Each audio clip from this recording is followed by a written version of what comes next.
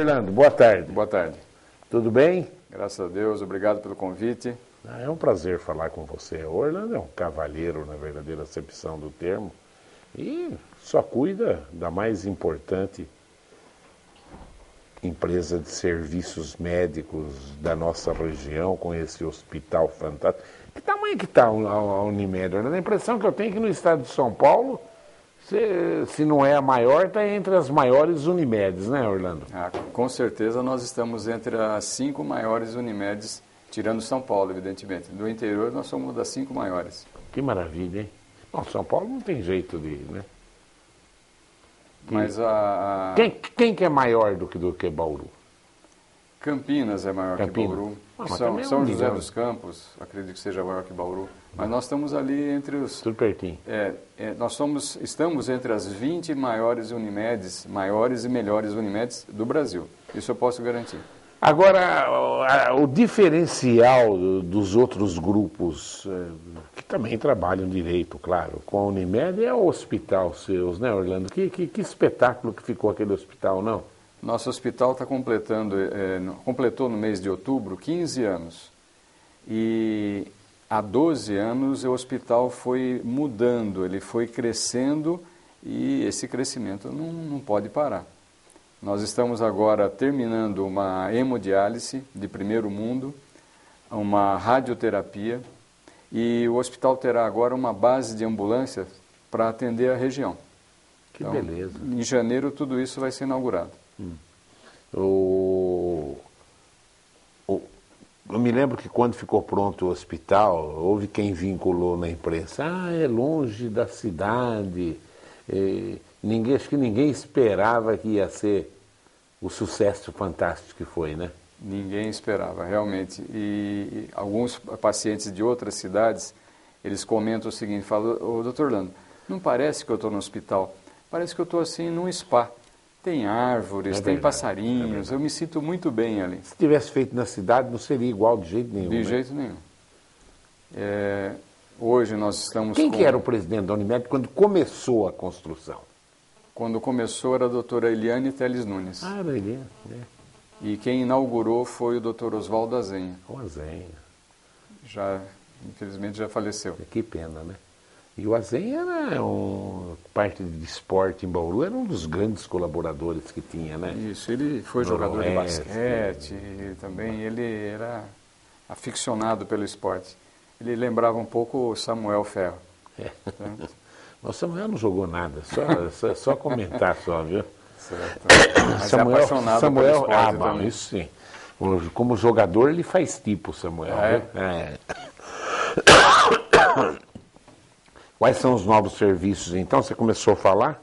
A hemodiálise, que é uma hemodiálise isso é fundamental, assim, né? Fundamental.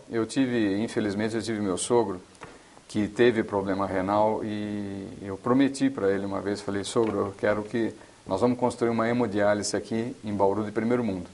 Infelizmente, ele já faleceu, mas a hemodiálise está quase pronta, e realmente ela terá um aparelho de televisor para cada usuário, totalmente interligado à internet, porque a pessoa é obrigada a ficar 4 horas ligada ao aparelho 3 vezes por semana.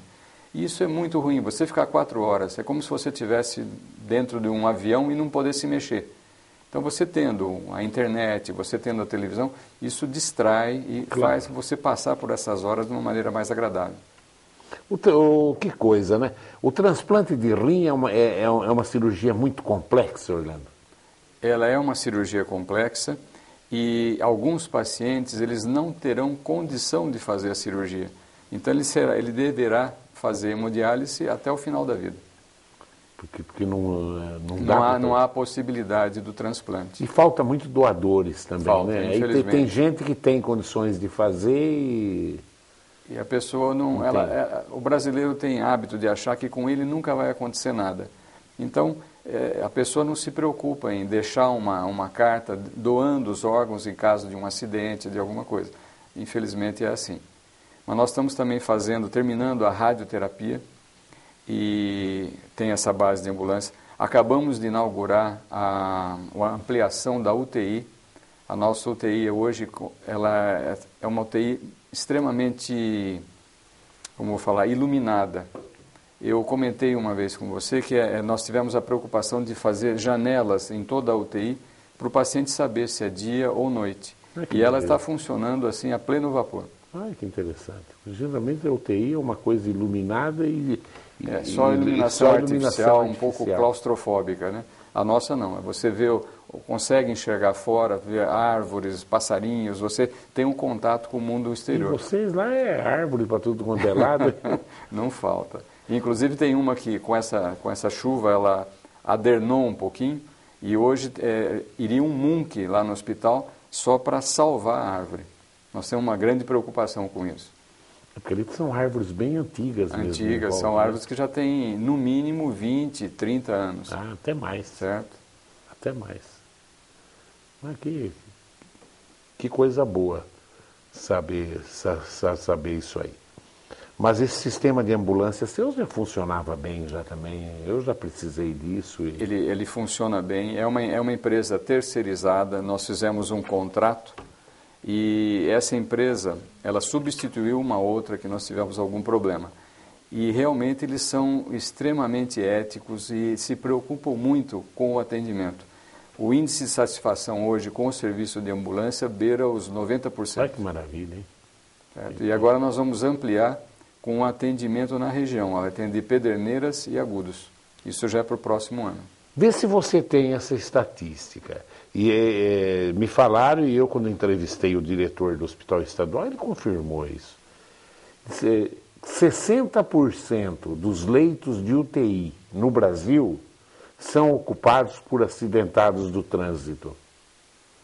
No caso seus lá. Não, no nosso não. Nós temos, muito dos leitos são ocupados por cirurgias de grande porte.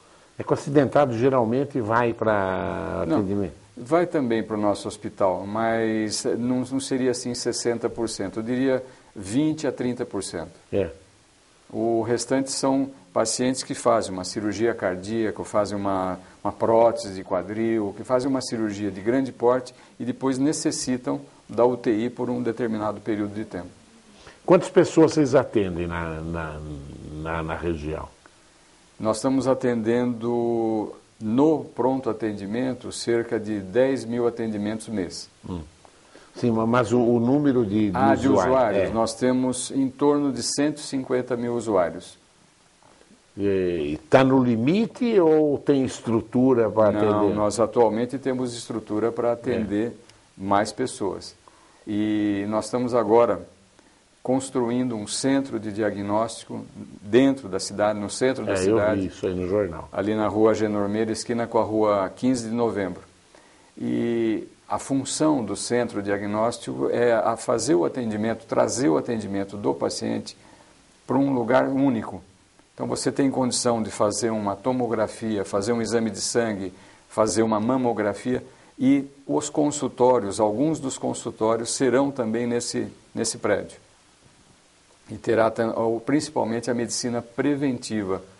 Alguns exames serão ali também. Todos os exames. Todos. Beleza. Evidentemente... Um custo altíssimo. É como construir É um mini hospital. Um mini hospital na cidade. Isso. Agora, nós não vamos tirar a livre escolha. Se o paciente ele quer ser atendido num outro hospital, ele tem todo o direito de fazê-lo. Agora, o que nós queremos é ter um local em que o paciente possa realizar tudo ao mesmo tempo. E existem muitas empresas interessadas para fazer um exame dos funcionários, em que não haveria perda de tempo para fazer esses exames, que hoje o indivíduo tem que se deslocar 3, 4 lugares para fazer ou o exame de sangue, ou uma radiografia, ou a tomografia. Ô Índia, pede para o Paulinho vir dar uma olhada aqui, que tem umas perguntas aqui, eu não sei se eu paguei enganado. Além desses desafios, eu acho que esse hospital na cidade é uma coisa fantástica, né? Certo. Mas o pronto-socorro na cidade continua usando da beneficência? Continua usando da beneficência o pronto atendimento adulto. Evidentemente, com a construção do centro de diagnóstico, parte desse movimento será para o centro diagnóstico. Mas a Beneficência continua sendo e será sempre o nosso parceiro. Eu vi essa semana o secretário de Saúde do Rio de Janeiro, lá diziam, tipo da ZUPA de lá, para dizer outro lado, também não faltavam pediatras. Mesmo para vocês, da iniciativa médica privada, falta pediatra mesmo? Infelizmente falta. Falta mesmo? Falta. Nós temos na Unimed, no quadro da Unimed, 62 pediatras. Mas esses pediatras, eles atendem no mesmo mês o nosso pronto atendimento, o pronto atendimento da prefeitura, pronto atendimento de hospitais da região. Então, só no nosso hospital existem horários que nós temos 5 pediatras de plantão. São 3 no pronto atendimento, um dentro da UTI e o outro atendendo as ocorrências e os partos. Então, são 5 pediatras. De 62, você já deixa 5 dentro do nosso hospital. E, claro, eles têm que ter um período de descanso. Então, nós estamos convidando, se alguém souber de pediatra que precise vir para Bauru, as portas estão abertas. E abertas também aos psiquiatras. Certo? Pediatra e psiquiatra. Psiquiatra. Que coisa! Qual a explicação dessa falta de pediatra? São os colegas que estão terminando a faculdade, eles não estão se interessando pela residência médica nessas 2 áreas. Não tem interesse. Não, eu tenho 2 netos fazendo residência, então são R2, um em Ribeirão e outro nas clínicas em São Paulo. Uma fez em Botucatu e o outro neto meu fez na USP, lá em Ribeirão. E a única residência que tinha vaga era de pediatria. Tinha vaga, tanto na USP quanto na Unesp. Tinha vaga. Existem áreas que existe um vestibular. Para você entrar na residência, você presta um vestibular. Na USP, sim. Certo? Porque são tantas pessoas querendo fazer a mesma especialidade. Então, ortopedista. Hoje nós temos vários ortopedistas. Nós temos uma oferta de ortopedista muito grande na cidade. E continuam chegando ortopedistas. Neurocirurgiões estão chegando também. Mas existem algumas áreas que nós temos carência. E eu diria assim com tranquilidade que pediatria e psiquiatria são 2 áreas difíceis. Qual a explicação, Orlando? Eu sei que é difícil para você falar isso, que é da medicina privada. Essa dificuldade de arrumar médico nos prontos atendimentos municipal em Bauru. É o salário mesmo? Seria o salário e o cumprimento de horário. O médico, ele é um pouco avesso, claro que não são todos, mas é questão de horário. Às vezes ele tem 3, 4 empregos. E se ele for ficar amarrado num emprego só, por determinada uma carga horária de 8 horas, isso complica muito a vida dele, ou seja, 4 horas, o que for. O médico Mas realmente... Como fazer, então? Como fazer? Eu acho que a solução para Bauru seria a faculdade de medicina. Para você ter uma maior oferta de mão de obra. Não tenho dúvida nenhuma quanto a isso. E nas faculdades de medicina o atendimento popular é muito grande no pronto atendimento, né? É muito grande e o principal, você tem uma maior oferta de mão de obra, porque aquele indivíduo grande, vamos dizer, 30% dos alunos que se formam, eles ficam na cidade. Eles não querem sair da cidade, vão criando vínculos. Então, isso cria uma facilidade para você ter o profissional. E os atendimentos de residência, né? Na hora que fica tendo a residência... Tendo a residência, você tem um professor comandando aqueles residentes, isso facilita muito a mão de obra. O Pedro Valentim faz uma pergunta aqui. Doutor, comenta-se que toda pessoa pode doar um dos rins e que continuará normal. Isto é verídico mesmo ou a pessoa que doa o rim passa a ter alguma limitação biológica, alimentar ou algo parecido? Pergunta inteligente do Pedro Valentim. Não, o Pedro Valentim, uma boa tarde, Pedro. Eu leio sempre o que ele escreve no Jornal da Cidade. Tá? É o seguinte, desde que você seja compatível, você pode doar o rim. O único problema é que hoje você tem 2. Você doando, você restará com um só. Se você tiver um problema nesse rim, fatalmente você irá para uma hemodiálise no futuro. Então você pode doar o seu rim, mas você fica sabendo que você perdeu o step. Você tendo dois, você teve um problema num rim, você tem o step. Você doou, você perdeu essa oportunidade. Se você tiver um problema nesse rim, pode complicar mais. Geralmente essas doações em vida assim é mãe para filho. Sempre, normalmente são, mas existem pessoas que são altruístas. São mesmo, altruístas né? demais. Não é brincadeira, hein? Certo? Você tirar, claro que você fica limitado, né? Se a natureza já botou dois ali, algum motivo Deus achou para ter dois, né? Lógico. Mas realmente existem pessoas altruístas que fazem isso. E mesmo quando é parente, eu acho que é um altruísmo muito grande você doar um pedaço seu, certo? Não tenha dúvida. E a campanha para dengue? Diz que já estão com mais de 400 casos de dengue, também que está acabando o ano. Esse ano nós tivemos 400 e poucos casos. E houve uma parceria entre a Prefeitura e a Unimed, desde o final de 2013 até março de 2014. Então, nós somos uma das cidades que teve menos casos de dengue no estado. Foi mesmo. E há 2 anos atrás, nós tivemos uma epidemia. Epidemia em Bauru. Então, a Unimed já está fazendo uma nova parceria com a Prefeitura, deve começar essa semana, uma nova campanha contra o mosquito da dengue. Então, alertando as pessoas para que não deixem água parada, para que não deixe pneus, não deixe colchões, não deixe acúmulo de coisas no quintal, observar os vasos, todos aqueles cuidados. Então, próxima semana, me comprometo que nós já estaremos lançando essa campanha. Beleza. A TV Prevê está às ordens aqui, viu? Muito obrigado. Orlando, não é a sua especialidade de infectologia, claro. Mas me responde, até é importante, quais são os sintomas da dengue? Normalmente dá uma dor no corpo, febre, uma dor no fundo dos olhos e uma sensação de cansaço. Parece que você trabalha... Sentiria, não? Não. Mas parece que você trabalhou o dia todo carregando sacaria. A sensação que alguns pacientes falam, não sinto vontade de fazer nada. E isso durante uma semana é terrível, mesmo com alguma medicação. Então, o melhor é fazer a prevenção. E a Unimed ela está atuando firme na prevenção. Nós vamos começar agora, com nossos funcionários, uma medicina preventiva, ou seja, é um tipo de plano de saúde que nós estamos fazendo assim um balão de ensaio, em que o funcionário, nós tivemos vários funcionários que eram hipertensos, que tinham diabetes e não tinham o diagnóstico.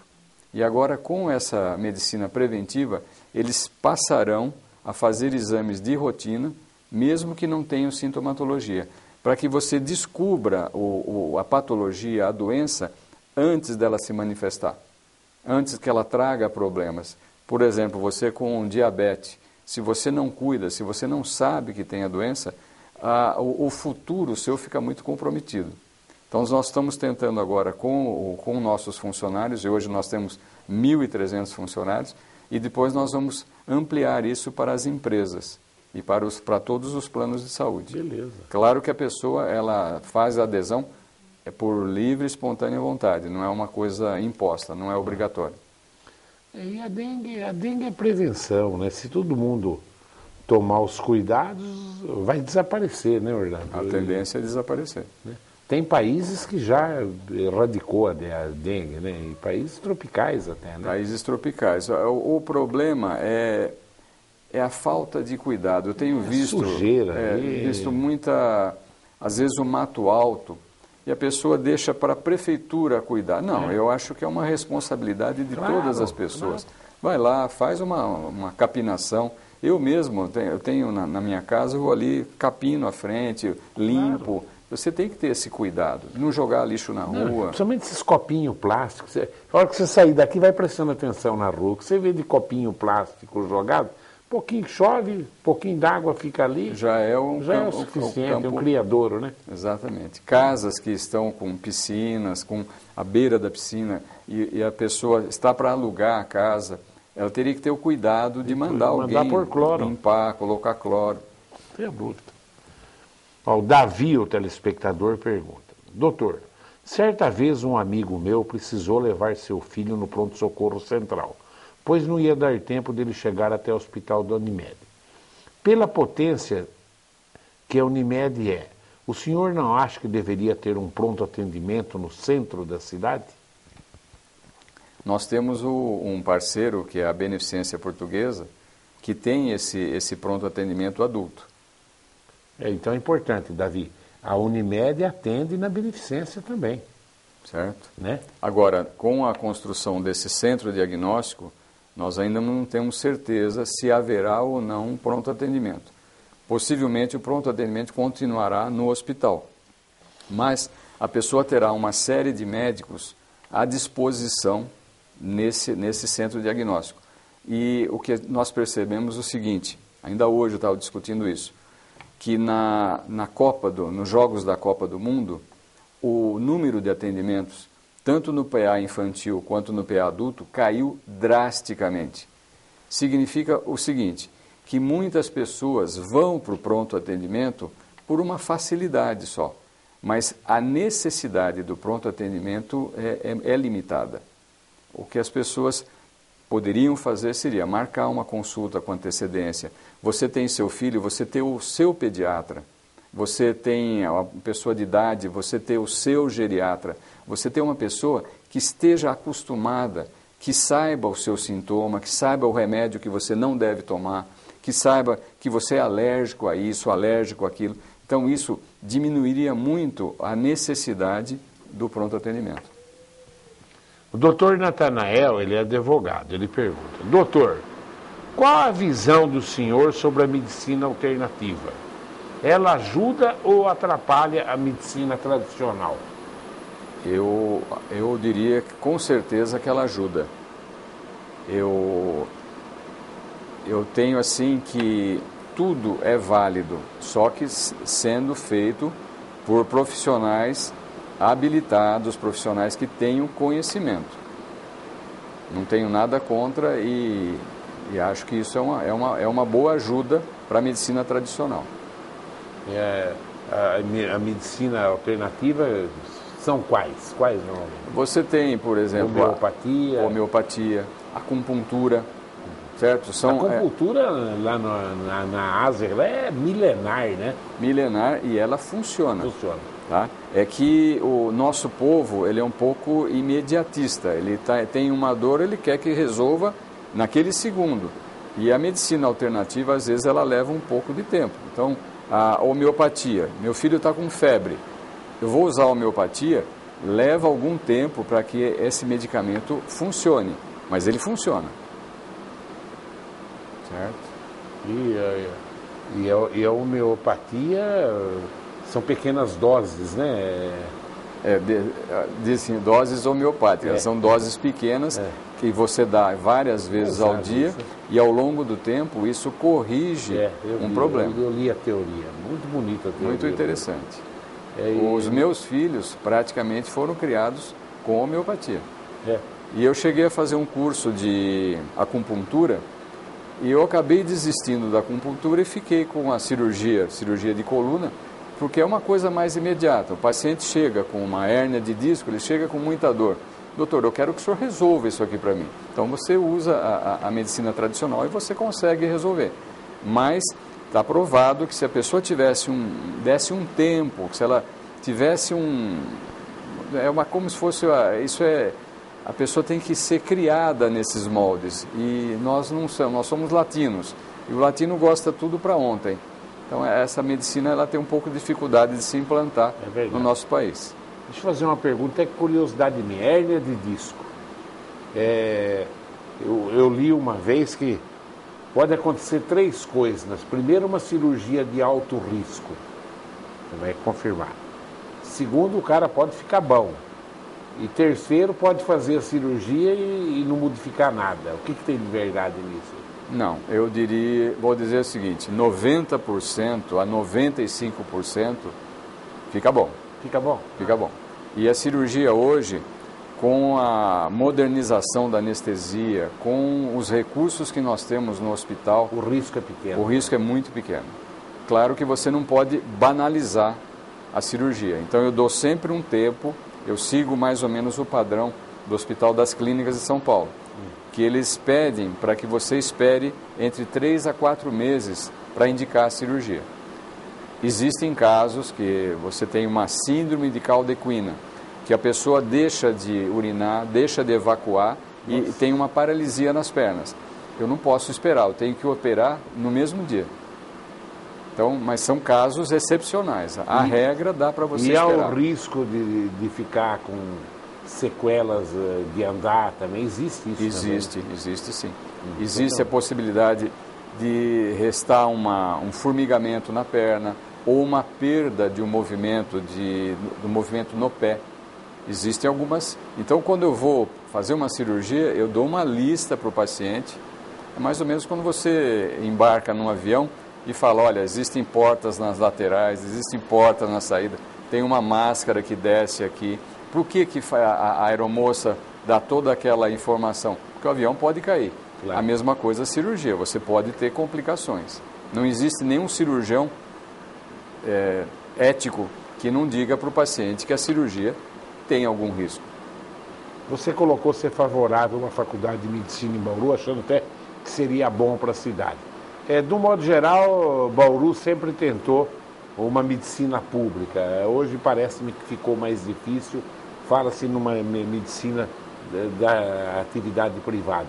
Mesmo aí, você acha importante para a cidade? Eu acho importantíssimo. Eu fiz a minha faculdade de medicina, eu fiz em Sorocaba, e era particular. Da PUC, né? Mas eu tinha uma bolsa de estudo. O governo dava uma bolsa de estudo e, com isso, eu me formei. E após a formatura, após um ano de formado, eu paguei uma bolsa para um outro aluno. Então, eu acho, particular ou privada, o importante é que tenha uma faculdade de medicina. Eu acho que isso é fundamental para a nossa cidade. Já passou do tempo de ter essa faculdade. Está super superado isso. E essa última colocação do governo federal aí, porque eles estão compondo isso. Uma das dificuldades de se abrir na iniciativa privada é que se exigia que se tivesse um hospital. Agora parece-me que já não tem essa exigência mais.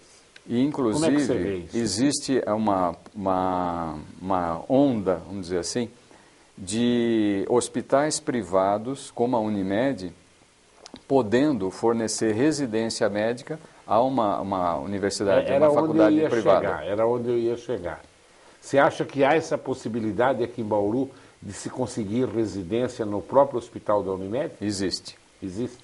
Só que isso tem que ser muito bem planejado e você tem que ter um cuidado, porque esse paciente da Unimed, ele é um paciente que está pagando um plano de saúde, claro. Ele tem um direito ao atendimento privilegiado, diferenciado. Sem dúvida. E você tem que fazer um trabalho de convencimento de que aquele aluno ele está aprendendo ali, mas então é complexo.